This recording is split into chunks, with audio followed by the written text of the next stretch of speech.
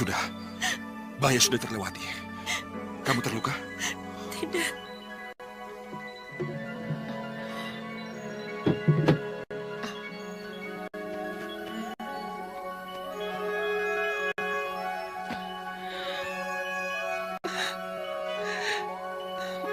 Tidak, Bu. Tugas ini terlalu berat.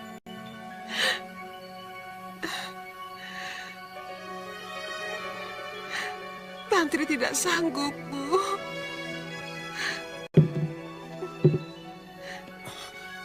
Ibu, saya tahu Ibu gagal. Pada suatu malam yang mencekam, suasana di dalam istana diliputi ketegangan yang pekat. Ibu Seto Satrio melangkah diam-diam ke dalam kamar istana, gerakannya lembut namun mematikan. Tanpa ada yang menyangka, ternyata dialah dalang di balik serangan terhadap sang permaisuri, serta pembunuh ibunya sendiri, Nyai Wingit. Sebagai arwah gentayangan yang penuh dendam, Nyai Wingit berkelana di istana dengan jiwa yang terpasung amarah. Setiap saat, ia mengutuk dan menghina nasib anaknya, mengaku melakukan semua ini demi Seto Satrio, agar anaknya menguasai kekuatan besar yang tersembunyi di balik tirai kekuasaan istana.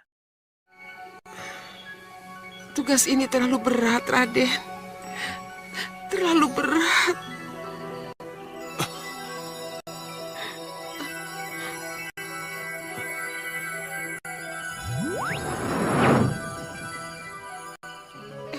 Ibu, bagaimana kamu ini? Percuma aku bujuk para kampret membantumu untuk bikin keributan di luar. Kamu lemah, kamu penakut, bodoh kamu Tantri. Artinya kamu berhasil masuk ke kamar Ayu Skarsari kalau akhirnya kamu lepas sasaranmu. maafkan Tantri, Bu. Maafkan. Tantri tidak tega. Tantri tidak bisa menggunakan senjata. Arwahku gentayangan demi kamu, Tantri. Akankah kau biarkan arwah gentayanganku mengembara tanpa tujuan? Aku akan tetap gentayangan sebelum Ayu Skarsari mati. Sebelum kamu jadi pendamping Cakrananggala suamimu. Maafkan Tantri, Bu. Maafkan anakmu yang lemah ini.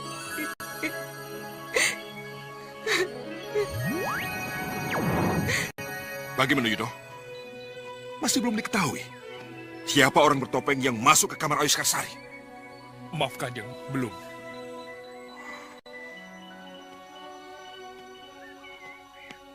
Ada dugaan. Kira-kira siapa Duratmoka itu? Orang dalam, Kanjeng Tumenggung. Orang dalam? Iya, menurut penjaga, bayangannya berasal dari Pantasari, Kanjeng Tumenggung. Ambarwati.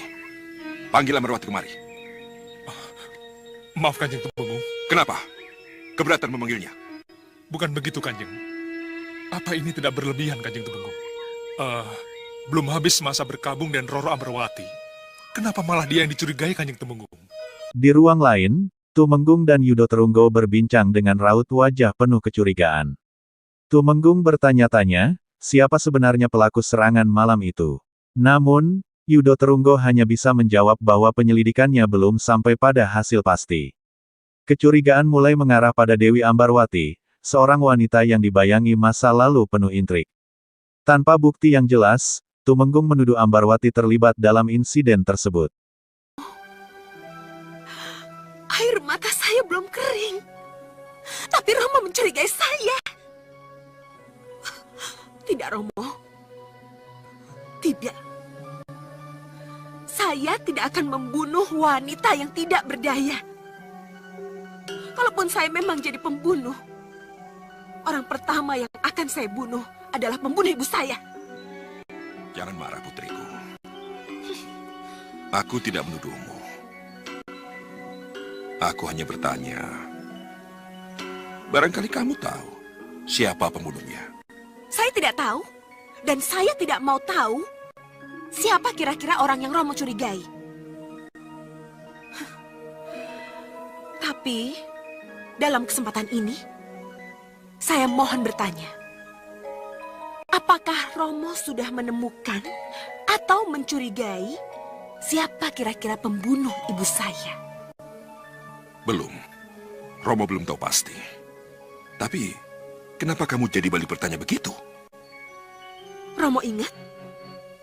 Ketika ibu saya meninggal, dengan mudah Romo menyimpulkan bahwa ibu saya bunuh diri. Padahal tanda-tanda ibu dibunuh cukup meyakinkan. Dan terlihat Romo tenang-tenang saja. Tapi ketika percobaan pembunuhan itu terjadi kepada Ibunda Ayu Skarsari, Romo demikian sibuk. Dan malah mencurigai saya. Apa itu adil? Apa itu adil, Romo Tumenggung? Amarwati, Kenapa Romo tidak bertanya pada yang lain? Kenapa Romo tidak bertanya pada... Namun, dengan keberanian yang tak tergoyahkan, Ambarwati menolak tuduhan itu. Ia merasa difitnah hanya karena dendam lama yang tumbuh dari cinta Tumenggung yang dulu diabaikan oleh ibunya. Tumenggung yang terbakar oleh emosi, mencoba melawan tuduhan balik itu.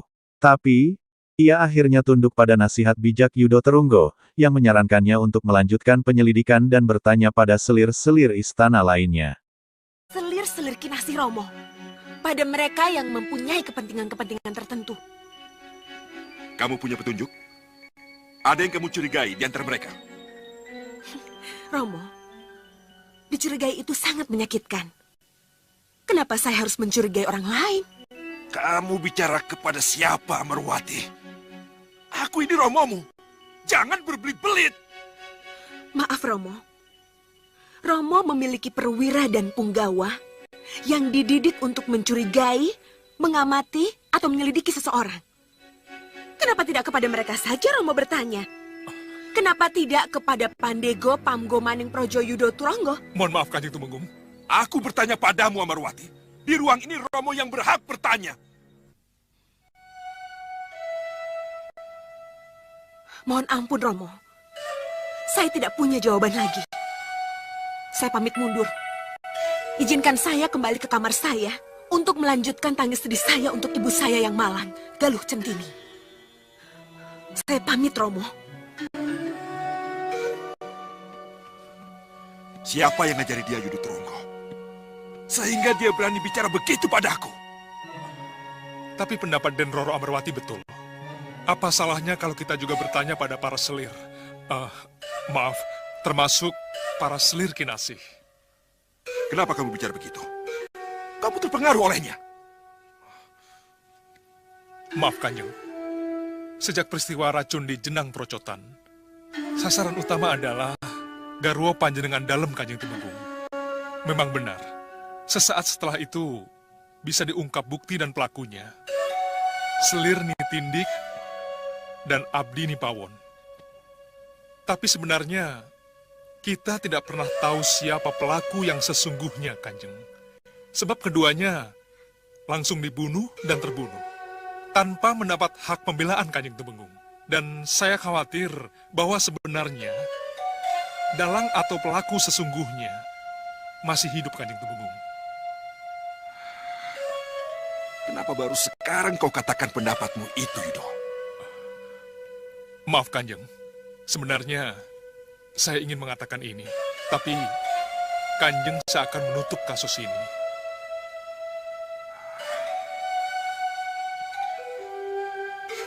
Baik kalau begitu. Kumpulkan para abdi dan para selir. Tidak ada salahnya kalau kita tanya mereka.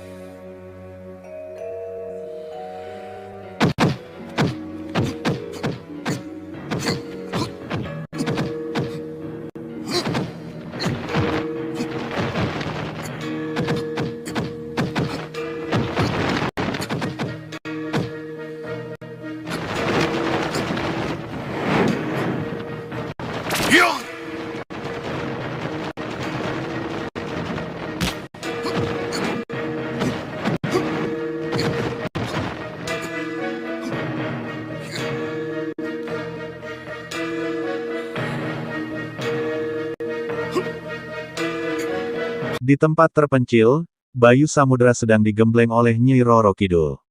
Latihan yang penuh disiplin dan ketegasan menempa Bayu menjadi sosok yang gagah dan tak gentar. Dari jauh, Ratu Buaya mengamati pemuda itu dengan pandangan kagum, dan tanpa sadar, rasa hormatnya berubah menjadi kekaguman mendalam. Hatinya yang dahulu dingin kini mulai terusik oleh keberanian Bayu Samudra, menumbuhkan rasa ketertarikan yang semakin kuat.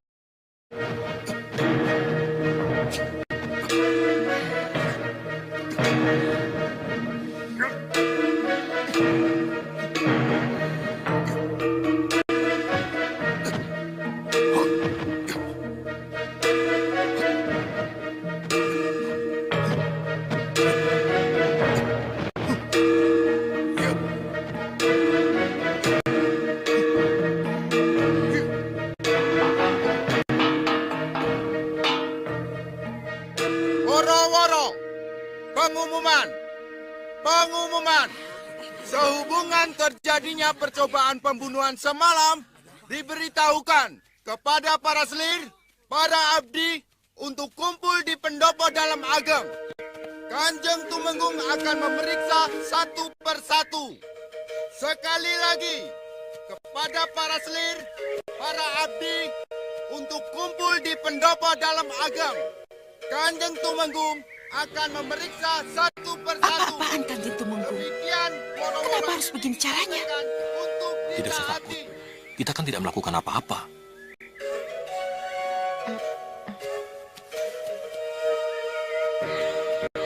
Saya takut, Bu. Saya takut. Bagaimana kalau saya sampai diperiksa? Mampukah Di sisi lain istana, salah satu selir terjebak dalam lingkaran ketakutan. Serangan misterius malam itu meninggalkan lebam di bahunya, namun luka itu bukan luka biasa. Setiap rasa sakit yang ia rasakan seolah-olah adalah kutukan dari arwah Nyi Wingit, sebagai peringatan yang menyeramkan. Ketakutan berubah menjadi cederanya yang semakin parah. Tumenggung, yang melihat kondisi selir itu, segera memanggil tabib untuk merawat luka yang terus memburuk.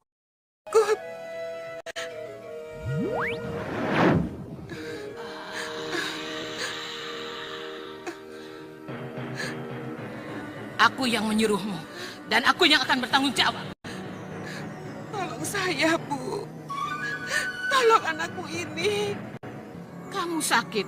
Kamu akan kubuat sakit. Tidak seorang pun yang akan mengganggu orang sakit.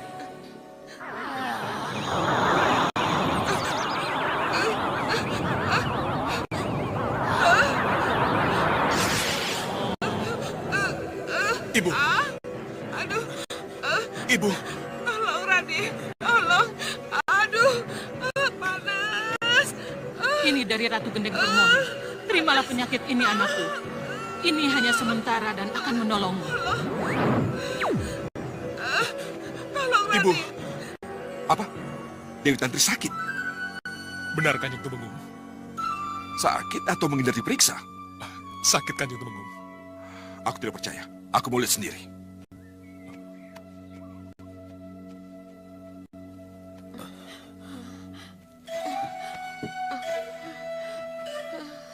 Sakit apa ibumu? Hah? Panas, Romo. Sejak Sejak kapan? semalam, Romo. Sesudah kejadian pada kamar. Sebelumnya, Romo.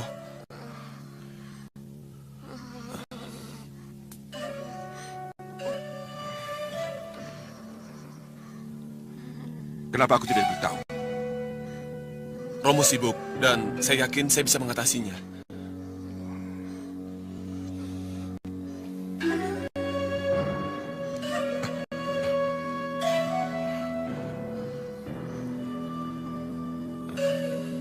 Panggil tabib. Sebelum sakit ibumu makin parah. Baik, Romo. Ya, aku pergi dulu. Baik, Romo. Aduh. Sampai kapan sakit ini saya rasakan? Tenang, Bu. Nenek masih ada di sini. Ibu akan kembali sembuh setelah bahaya lewat. Tenang, Bu.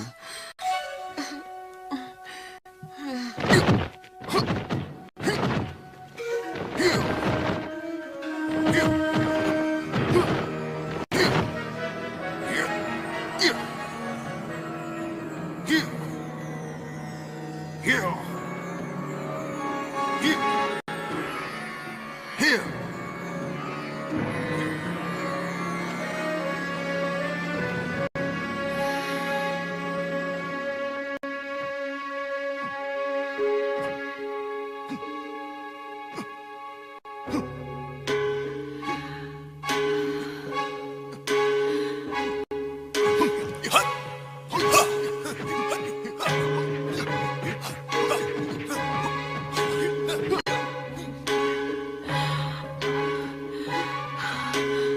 Nyi Ratu, apa tidak sebaiknya Nyi Ratu sowan ke Kedaton Kidul, memohon dengan hormat agar Bayu Samudro diizinkan menjadi lelananging Kedaton Brangah? Bayu Samudro sudah bukan Joko Temon lagi, Nyi Ratu. Siapa tahu Kanjeng Ratu Kidul berkenan?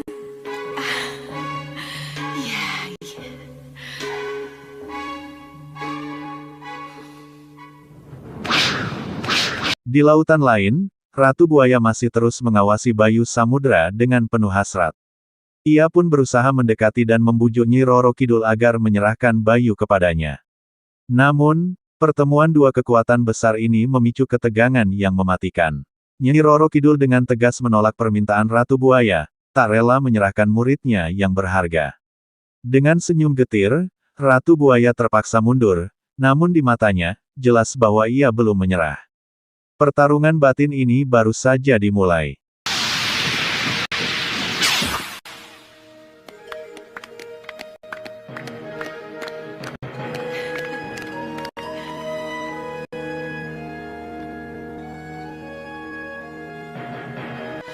Mohon maafkan saya, Kanjeng Ratu Kidul. Biarkan saja. Kelihatannya Nimas Ratu Brangah ingin bertemu denganku.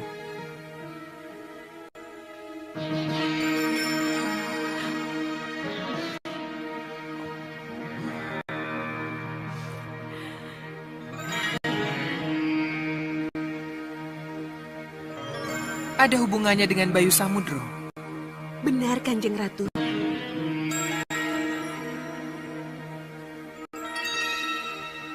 Baik, kalau begitu, ikut aku.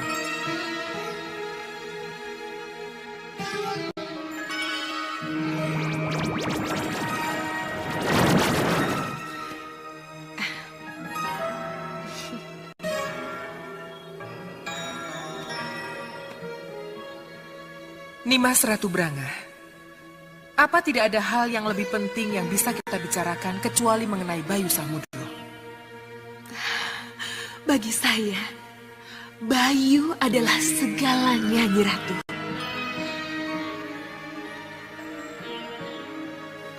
Maksud Nimas Ratu?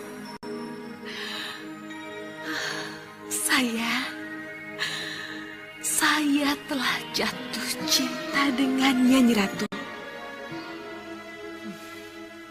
Kamu memang dilahirkan sebagai penggoda, Nimas Ratu Brangah. Tetapi tidak untuk Bayu Samudro. Aku sudah menggariskan tugas-tugas suci dalam jalan hidupnya. Jangan coba Nimas rusak guratan raja oleh gelora nafsu Nimas. Tapi di arena latihan tadi, mata Bayu Samudro telah sempat menatap mata saya, Nyi Ratu. Mata saya menembus ke dalam jantung hatinya.